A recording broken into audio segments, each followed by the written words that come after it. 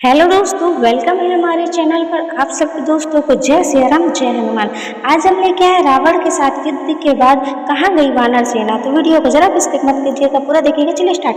भगवान राम ने रावण का मुकाबला विशाल वानर सेना के साथ किया था। इस सेना में 1 लाख वानर सैनिक थे। युद्ध में राम की जीत के बाद वानर सेना का क्या हुआ, वो कहाँ गई, जानते हैं इसके बारे में। भगवान राम जब युद्ध करने के लिए लंका पहुँचे, उन्होंने रावण की मजबूत सेना के खिलाफ युद्ध शुरू किया। तो उनकी सेना में वानर थे। ये उस समय के लिहाज ये एकदम नई तरह की सेना थी। इससे पहले से ये सेना कभी किसी युद्ध में नहीं गई थी। इस राम ने दृढ़ किया था।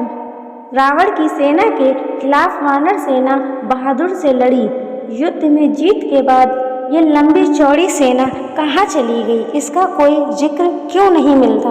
वाल्मीकि रामायण के अनुसार श्री राम रावण युद्ध में वानर सेना की महत्वपूर्ण भूमिका थी। सवाल ये है कि जब श्री राम ने युद्ध जीत लिया, वह इसके बाद अयोध्या आ गए, तो वानर सेना का क्या हुआ। इस वानर सेना का नेतृत्व करने वाले उस समय के महान योद्धा सुग्रीव और अंगद का क्या हुआ।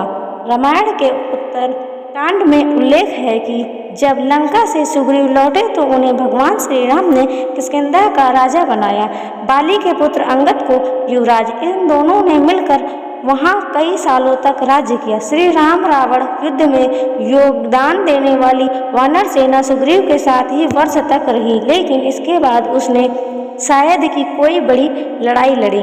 वानर सेना के अहम वीर बाद में अहम पदों पर रहे।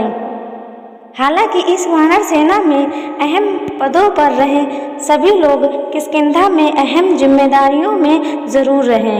वानर सेना में महत्वपूर्ण योगदान देने वाले नल नील कई वर्ष तक सुग्रीव के राज्य में मंत्री पद पर सुशोभित रहे। तो युवराज अंगद और सुग्रीव ने मिल करके किष्किंधा के राज्य को और बढ़ाया। गौरव तब है कि किष्किंधा आज भी है। कहाँ है किष्किंधा? किष्किंधा कर्नाटक में तुंगभद्रा नदी के किनारे है। ये बेल्लारी जिले में आता है, जबकि विश्व प्रसिद्ध हम्पी के बिल्कुल बगल में है। इसके आसपास प्रकृति खूबसूरती बिखरी हुई है। किष्किंधा के वो गुफाएं भी हैं जहां वानर साम्राज्य था।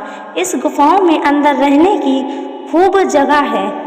दंड कारण यही है कि किष्किंधा के ही आसपास काफ़ी बड़े इलाके में घना वन फैला हुआ है, जिसे दंड वन या दंड कारण वन कहा जाता है। यहाँ रहने वाली ट्राइब को वानर कहा जाता है, जिसका अर्थ होता है वन में रहने वाले लोग। रामायण में किष्किंधा के पास जिस ऋषिमुख पर्वत की बात कही गई है, वह आज भी उसे नाम से तुंगभद्रा नदी के किनारे स्थित है। यहीं पर हनुमान जी के गुरु मतंग ऋषि का आश्रम था। कैसे बनी गई वानरों की विशाल सेना? जब ये पक्का हो गया कि सीता को रावण ने कैद करके लंका में रखा हुआ है, तो आनंद फानंद में श्री राम ने हनुमान जी और सुग्रीव की मदद से वानर सेना का गठन किया। लंका की ओर चल पड़े। तमिलनाडु की एक लंबी तटरेखा है जो लगभग 1000 किमी तक विस्तारित है।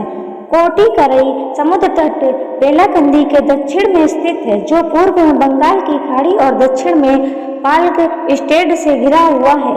यह श्री राम की सेना में पड़ाव डाला।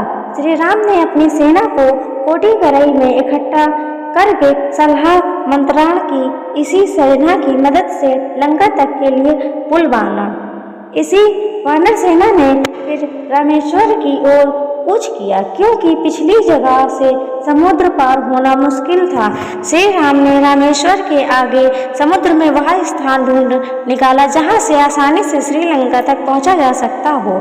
इसके बाद विश्वकर्मा के पुल नल और नील के मदद से वानरों में पुल बनाना शुरू कर दिया। वानर सेना में अलग झुंड थे। वानर सेना में वानरों के अलग अलग झुंड थे। इस झुंड का एक सेनापति था, जिसे युद्धपति कहा जाता था। युद्ध अर्थात झुंड लंका पर चढ़ाई करने के लिए सुग्रीव ने ही वानर तथा ऋष सेना का प्रबंध किया। बताया जाता है कि ये वानर सेना जुटाई गई थी। ये संख्या में करीब 1 लाख के आसपास थी। ये कई राज्यों में मिलकर बनी सेना थी। ये सेना राम के कुशल प्रबंध और संगठन का परिणाम थी। विशाल वानर सेना छोटे छोटे राज्यों की छोटी छोटी सेनाओं व संगठनों जैसे किष्किंधा, कोल, बील, ऋच और वानों में रहने वाले रहवासियों आदि का अयुक्त रूप थी। फिर ये सेना अपने अपने राज्यों के अधीन हो गई। माना जाता है कि लंका विजय के बाद ये विशाल वानर सेना फिर अपने अपने राज्यों के अधीन हो गई, क्योंकि अयोध्या की राज्यसभा में राम ने राज्याभिषेक के बाद लंका और किष्किंधा आदि राज्यों को अयोध्या के अधीन करने के प्रस्ताव को ठुकरा दिया था। ये वानर सेना राम के राज्याभिषेक में अयोध्या में आई थी, फिर वापस लौट गई। जानकारी अगर अच्छी लगी हो तो वीडियो को लाइक कर दें, चैनल को सब्सक्राइब कर दें। मिलते हैं ऐसे ही नेक्स्ट वीडियो में, तब तक के लिए जय सिया राम।